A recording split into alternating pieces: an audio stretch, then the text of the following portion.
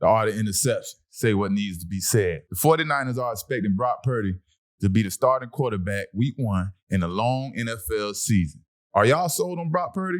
I mean, I'm not completely sold. Although I've seen a lot of talent in the young man, and I think he's going to do some good things, I'm not completely sold. Why am I not completely sold? Last year, he showed signs of success, and he showed, that he can lead a team a little bit, and that was for a couple of weeks. It wasn't for a long, grueling season that we all know the NFL season is about.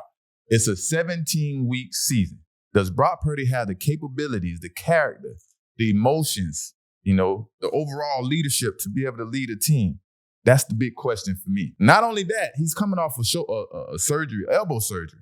Your throwing arm, and we don't know what to expect from him. So we got to see how he embraced that surgery. Is he comfortable throwing in the same way he was last year? So all these things are to be determined. So we're waiting to see. And not only that, Brock Purdy, you don't understand, he was thrown into the fire. He wasn't expecting to be the starter, and he showed that he can be a starter. So now this year, he's thrown into the fire to be the starter. Let me tell you the difference. When you're not expecting and you're thrown in there, teams are not really preparing for you.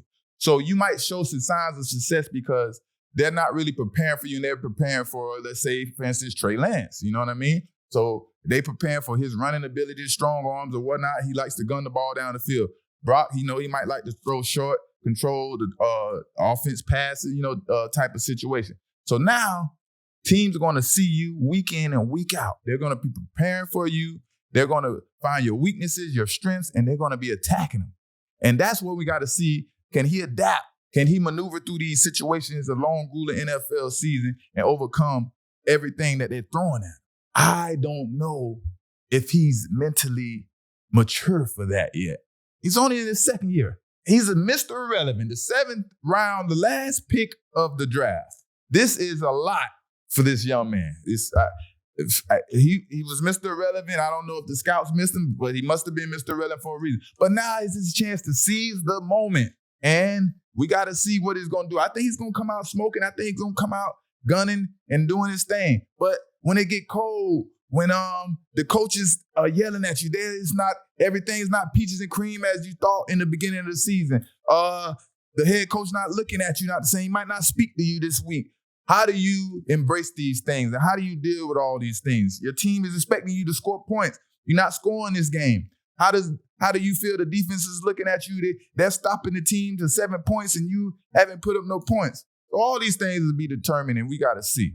So we got our eyes on the 49ers. And also, man, let's talk about the front office. Trey Lance, you draft Trey Lance with the 3rd pick of the draft. You trade 3 first-round picks. You move up to pick this man. Now he's battling for the 2nd string backup position at quarterback. I mean, come on. That's a terrible situation. Now, I don't know. And if he has to come in and relieve Brock Purdy, how would that pan out? I mean, he looked so out there. I think he was 10 for 15 out in the first couple of drives. He looked decent. It was sloppy, but the stats, seen that he did pretty decent. So, we're going to go with that. So let's be on the lookout for the 49ers. We know the defense is going to do their thing. Let's see how that goes.